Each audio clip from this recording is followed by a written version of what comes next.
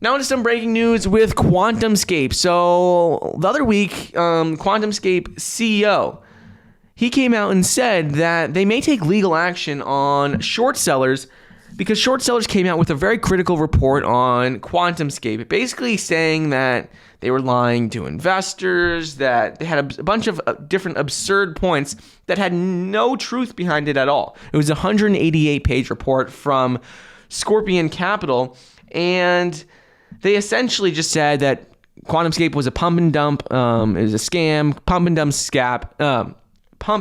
SPAC. It had no real like products behind it, everything like that. So the CEO came out, he spoke on CNBC, and he said, that they may take legal action on it. Normally they don't take too much notice of these short seller reports. They just ignore them.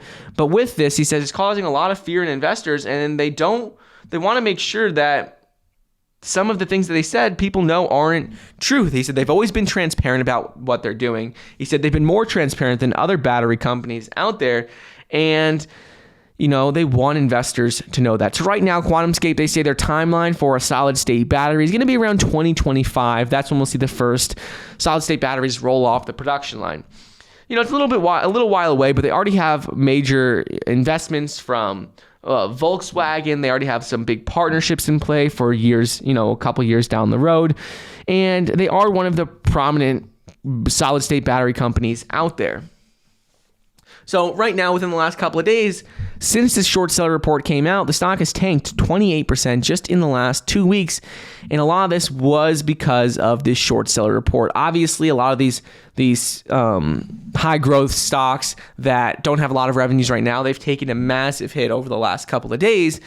But either way, right now, this short seller report has caused a lot of people to get more and more concerned about Quantumscape, causing the stock price to drop significantly. And the CEO says a lot of what they said in this 188-page report has no validity to it at all. So we'll see what happens. We'll see if they take legal action on it and what would happen there. But either way, Quantumscape, in my opinion, they've been very transparent about everything going on. We know the timeline is about 4 years from now when we'll start seeing the vehicles rolled out. So it's still a little while before we would see anything from the company.